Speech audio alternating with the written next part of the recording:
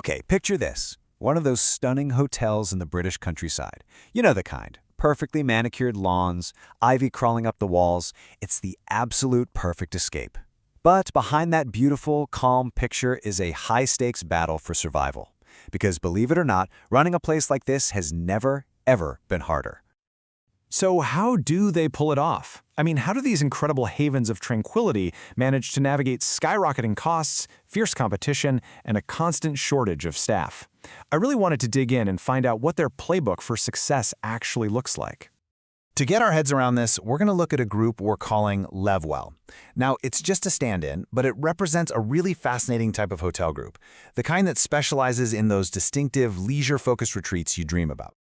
So first up, what kind of market are we actually talking about here? Because let me tell you, it's so much more than just a room with a nice view. We're looking at these groups that have a whole portfolio of four-star properties, but each one has its own unique character, right? No cookie-cutter designs here. Think stunning coastal or rural settings with a huge focus on leisure. We're talking spas, golf, incredible food. In the real world, this is the exact model used by fantastic groups like the Brend collection down in Devon and Cornwall, or the really carefully curated Popa Hotels collection. But underneath this calm, luxurious surface, a perfect storm has been brewing.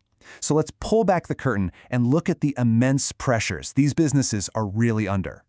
And it's not just one single problem they're dealing with. No, it's more like a cascade of compounding crises, all hitting them at the exact same time and threatening the very core of what they do. First, let's talk about the sheer cost of doing business. Get this, a staggering 95% of hospitality businesses in the UK are facing rising wage costs.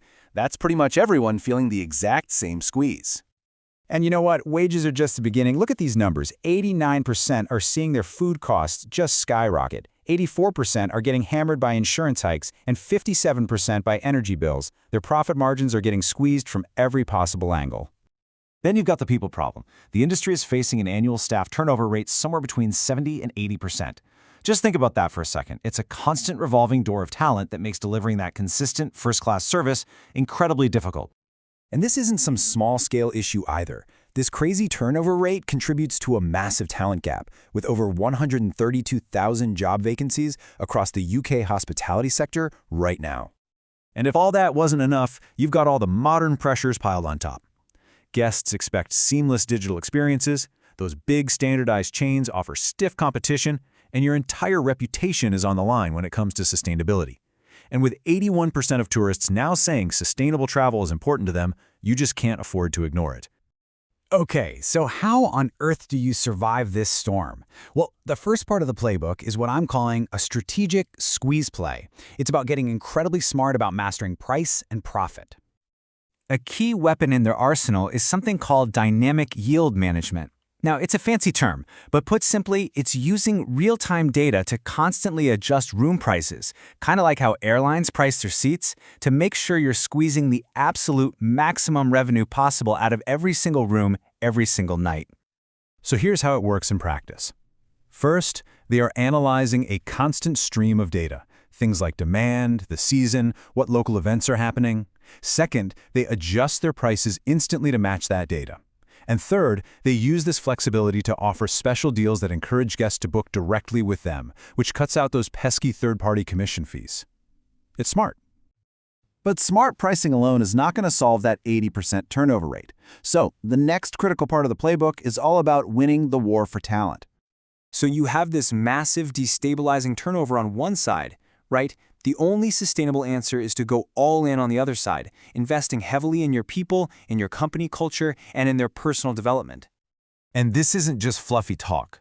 The playbook involves really concrete actions, actively creating a positive, supportive work environment, offering truly competitive pay and benefits, laying out clear pathways for career growth, and running programs that genuinely recognize and reward great work.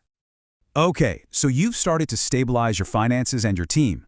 The final piece of this puzzle is mastering the modern guest experience, which, it turns out, is a really delicate balancing act.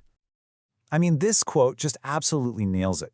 The central challenge for any modern luxury brand is to figure out how to use all the amazing tools that technology gives us without losing that genuine personal human touch that defines high-end service in the first place. So their strategy is really two-pronged. To fight off digital competition, they use data for hyper-personalization, creating these bespoke offers and content that speaks directly to each guest.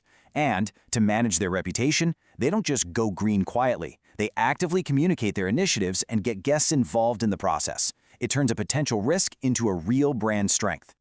So after diving into all the costs, the staffing crises, and the clever strategies, what's the ultimate takeaway from all of this? What does it all boil down to? Well, when you lay it all out like this, you can see the playbook so clearly. For the crippling costs, the response is dynamic yield management. For that massive staff turnover, it's a laser focus on culture. And for modern digital pressures, the answer is personalization and transparency. You see, for every major threat, there is a clear, strategic response. But here's the most important point of all. Success isn't really about the data or the strategy in isolation.